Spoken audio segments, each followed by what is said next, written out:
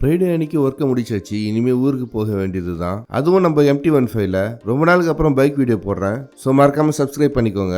தோ நம்ம MT-15 நிற்கிறான் பாருங்க. என்னோட ஹெல்மெட்டை ஆஃபீஸில் எவனோ திருடிட்டான். ஸோ ஃப்ரெண்டோட ஹெல்மெட்டை வாங்கிட்டு கிளம்புறேன். இப்போ டைம் பார்த்தீங்கன்னா மத்தியானம் 1:14 ஆகுது. அதே மாதிரி 7847 கிலோமீட்டர் ஓடி இருக்கு நம்ம MT-15.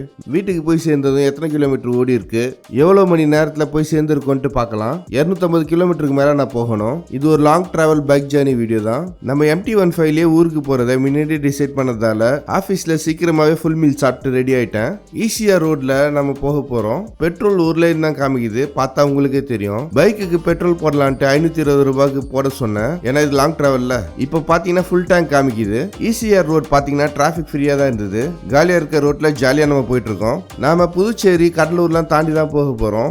நாகப்பட்டினம் முன்னாடி பூம்புகாருக்கு போக போறோம். இப்போ அந்தந்த ஊருக்கு போக எவ்வளவு டிஸ்டன்ஸ்னு தான் இந்த போர்ட்ல பாக்குறீங்க.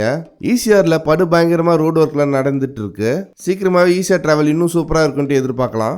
அங்கங்க சிமெண்ட் ரோடும் பார்க்க முடிஞ்சது. இந்த மாதிரி ECR ரோட்ல நிறைய இடத்துல பாத்தீங்கன்னா டேக் டைவர்ஷன் வச்சிருக்காங்க. இப்போ மணி 3:26 பாண்டிச்சேரிக்குள்ள என்டர் ஆகிறோம். இப்போ கரெக்டா பாண்டிச்சேரி சிக்னல்ல வெயிட் பண்றோம். இப்போ மணி 4:10 பாண்டிச்சேரியில் ஒரு ஜூஸ் கடையில் மாதுளம் ஜூஸ் குடிக்கிறேன். வண்டிக்கும் நமக்கும் கொஞ்சம் ரெஸ்ட் எடுத்த மாதிரி ஆச்சு.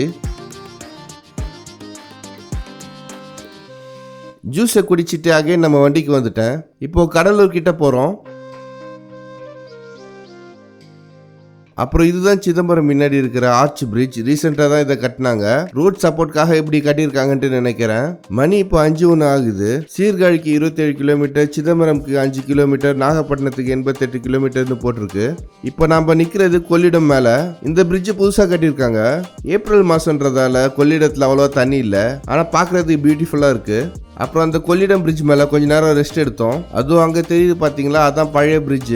என்னோட நிறைய வீடியோவில் அதை நீங்கள் பார்த்துருப்பீங்க. சரி வாங்க கிளம்புவோம். இப்போ மணி 5:40 ஆகுது. வீட்டுக்கிட்ட வந்துட்டோம். இதுதான் எங்கள் வீட்டுக்கு போகிற ரோடு. இப்போ நம்ம MT-15 மொத்தமாக 8093.4 கிலோமீட்டர்ஸ் ஓடி இருக்கு.